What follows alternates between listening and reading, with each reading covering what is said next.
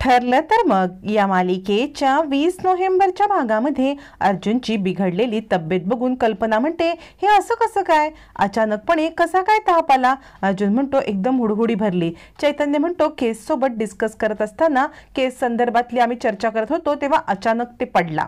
याच्यावरती सायली म्हणते, पण असं कसं? जेव्हा मी इथून बाहेर पडले ना तेव्हा हे खूप चिडले होते आणि चिडलेले असताना हे दुसऱ्या कोणत्या विषयावरती बोलत पण नाहीत, तुमच्याबरोबर केस सोबत बोलत होते. असं म्हटल्यावरती अर्जुन विचार करतो, अरे देवा, मिसेस सायली मला किती चांगलं ओळखायला लागलेले आहेत. यावरती चैतन्य म्हणतो, तुम्ही पटकन कोणीतरी काढा, औषध असं काहीतरी करा. त्यावरती कल्पना म्हणते, मी अश्विनला कॉल करते. अश्विनला कॉल करते म्हटल्यावरती अर्जुन चांगलाच घाबरतो आणि तो उठतो. चैतन्य म्हणतो, काय ऍक्टिंग करतोयस भावा तू? त्यावरती आता मात्र अर्जुन म्हणतो, त्या काढा बनवायला गेल्यात तोपर्यंत कांदा घेऊन ये, म्हणजे मला असा कांदा ठेवून ताप आल्याची ऍक्टिंग करता येईल. चैतन्य म्हणतो, काय काय करावं लागतंय, आणि चैतन्य किचनमध्ये येतो. तोपर्यंत किचनमध्ये सायली आणि कल्पनाची काढा बनवण्याची गडबड चालू असते. कल्पना अश्विनला कॉल करत असते. तेवढ्यात तिथे चैतन्य येतो. सायली म्हणते, काय पाहिजे? चैतन्य म्हणतो, ताप येण्यासाठी. सायली म्हणते, काय ताप आलाय ना ऑलरेडी?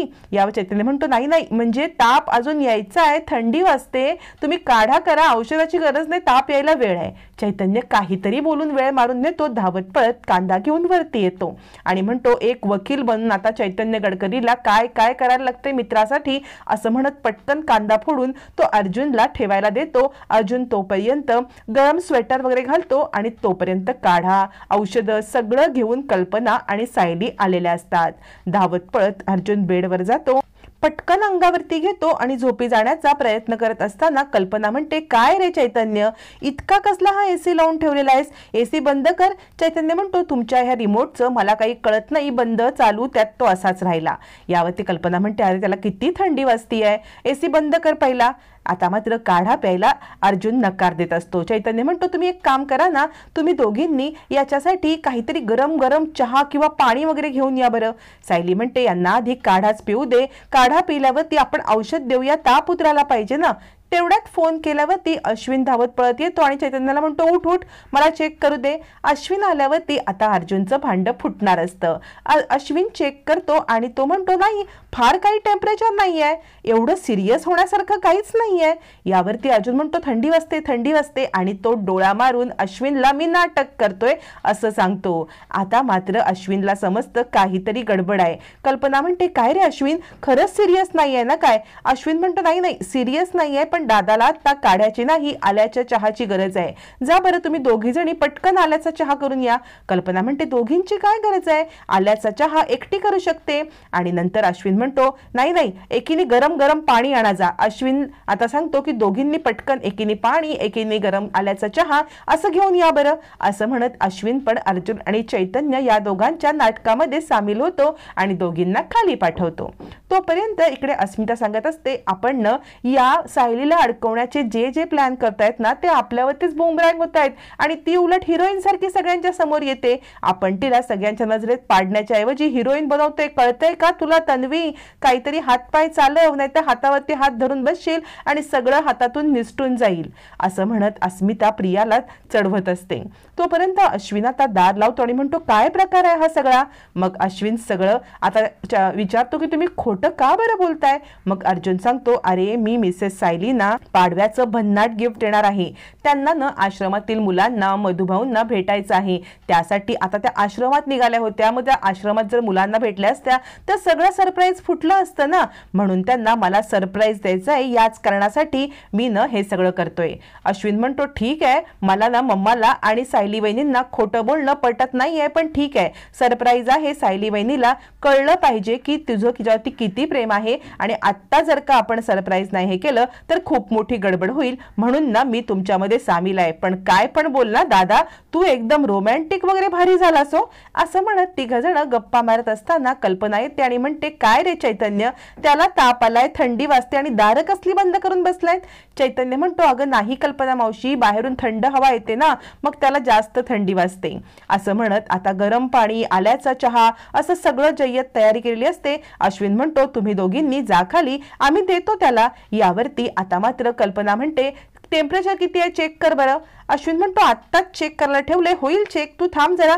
कल्पना म्हणते तू बाजूला हो, मला बघू दे. आता मात्र अर्जुन गडबडतो. जर का कल्पनाने टेम्परेचर पाहिलं तर तिला कळेल की आपल्याला तापच नाहीये, मग आता आपली वाट लागणार. म्हणून अर्जुन चैतन्याला आणि आता अश्विनला इशारा करतो. त्यावेळेला पटकन आता चैतन्य म्हणतो तिथला टॉवेल द्या पटकन. असं दोघी जणी वळल्यावरती आता सायलीच्या हातामधला चहा चैतन्य घेऊन अर्जुनने त्याच्यामध्ये थर्मामीटर बुडवलेलं असतं. थर्मामीटर त्याच्यात बुडवल्यामुळे चहाच्या टेम्परेचर पेक्षा जास्त टेम्परेचर त्या थर्मामीटरचं होतं 104 डिग्री. अश्विन म्हणतो 104 degree, oh my god no. असं म्हटल्यावरती चैतन्य पण घाबरतो आणि सगळेच घाबरतात. कल्पना म्हणते चैतन्य काय आहे हे? अश्विन अरे 104 कोणाला ताप असतो का?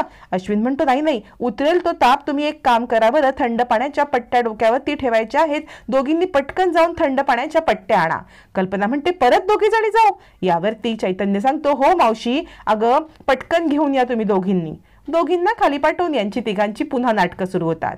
इकडे सायली सांगत असते आई अहो मी 104 डिग्री ताप तर कुणाचाच नाही बघितला. अर्जुन सरांना असं अचानक कसं झालं? मगाशी जेव्हा मी बाहेर निघाले तेव्हा मला म्हटले तू बाहेर जाऊ नकोस, तेव्हा ते ठीक होते, माझ्याशी भांडले सुद्धा, आणि मग अचानक मी खाली आल्यावरती ते बोलता बोलता ताप कसा काय आला? याच्यावरती कल्पना म्हणते खरंच ग, म्हणजे आतापर्यंत अर्जुनला इतका ताप नाही का कधी आला? मला पण काळजी वाटते, पण काळजी करू नकोस, अश्विन आहे ना तो बघेल त्याच्याकडे, तू फक्त गरम पाण्याच्या आता हे थंड पाण्याच्या पट्ट्या घेऊन जा. असं म्हणत कल्पना सायलीला थंड पाण्याच्या पट्ट्या घेऊन जायला सांगते. तोपर्यंत इकडे आता प्रिया सांगत असते काहीतरी प्लॅन करायला पाहिजे, पण बाबा मला बाहेर सोडतच नाहीयेत ना, काय करू? मी एक काम करते, पाडव्याच्या दिवशी विपुलला भेटायचंय असं सांगते. विपुलला भेटायचं असं सांगून मी ना तुमच्याकडे नक्की येईन, कारण विपुलला भेटायला माझे बाबा मला परमिशन नक्की देतील, आणि त्याच वेळेला आपण ना या सायली आणि अर्जुन या दोघांचा पाडवा खराब करण्याचं काम अचूक करूया. अस्मिता म्हणते काय ग, तुझ्या डोक्यामध्ये एक एक भन्नाट आयडिया येत असतात. यावरती प्रिया सांगते हो, मी बाबांना आता सांगते की मी विपुलला पाडव्याला भेटणार, आणि मग आता कोणताही वार आपला खाली जाता कामा नये. पाडव्याच्या दिवशी अशी जय्यत तयारी करायची की त्या दिवशी सायली अर्जुनच्या मुळावरतीच घाव करायचा आणि दोघांचा पाडवा खराब करायचा. पण मूर्ख प्रियाला माहित नसतं सायलीचा पाडवा खूप छान सेलिब्रेट करण्यासाठी अर्जुनने धमाल प्लॅन केलेलं असतं आणि प्रियाचं इकडे प्लॅनिंग उलट पडणार असतं. तोपर्यंत दोघे जणी आता थंड पाण्याच्या पट्ट्या आणायला खाली गेला म्हटल्यावरती अश्विन म्हणतो दादा अरे म्हणजे तू असा कधीच नव्हतास रे, असं कधीच वागला नव्हतास, आज अचानक काय बरं झालंय तुला? म्हणजे तुझं वागणं बाप रे बाप, हे असं इतकं विचित्र मला वाटलं नव्हतं. यावरती चैतन्य म्हणतो प्यार का जादू है.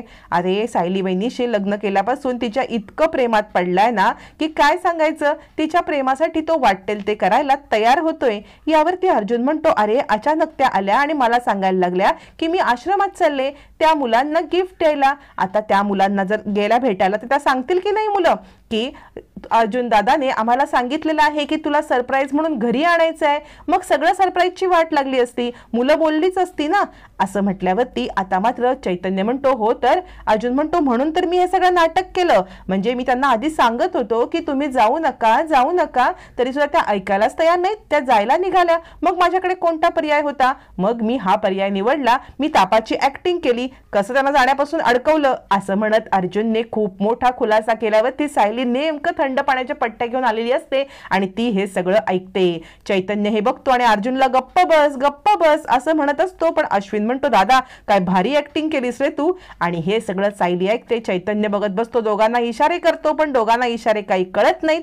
सायलीने सगळं ऐकलेलं असतं. सायली अर्जुनवरती खूप चिडलेली असते आणि हा सायलीचा राग घालवायला एक क्षणच आता पुरेसा असतो. पाडव्याच्या दिवशी आता सायली अर्जुनवरती फुगून बसलेली असते, अर्जुनकडे बघत पण नसते. तेवढ्यात आता पाडव्याची तयारी सगळी होत असताना मुलं आता सायली ताई असा आवाज देत खाली येतात आणि मुलांना बघून सायली खूप खुश होते. तुम्हाला पाहिलं, मला ना दिवाळी अगदी धन्य झाली. कुसुम म्हणते अगं तुझ्यासाठी भेटायला मुलांना घेऊन आले. मुलं म्हणतात सायली ताई कसं वाटलं सरप्राईज? सायली म्हणते दिवाळीचं खूप मोठं सरप्राईज तुम्ही मला दिलं. त्यावरती आता खूप अजून मोठं सरप्राईज तिची वाट पाहत असतं, ते म्हणजे मधुभाऊ. मधुभाऊ म्हणतात साऊबाळा.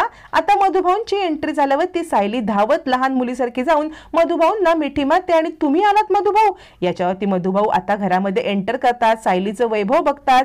एवढं सगळं वैभव बघून मधुभाऊंना खूप भरून येतं. मधुभाऊ म्हणतात, साऊबाळा खरंच तुझं किती कौतुक करू. त्यावरती अर्जुन म्हणतो, कसं वाटलं मिसेस सायली सरप्राईज. त्यावरती सायली म्हणते, सर म्हणजे माझ्या आत्तापर्यंतच्या आयुष्यामधलं हे सगळ्यात भारी आहे गिफ्ट माझ्यासाठी. माझी दिवाळी आज तुम्ही खूप खास बनवलीत सर. तुमचे किती आभार मानू तितके थोडेच आहेत.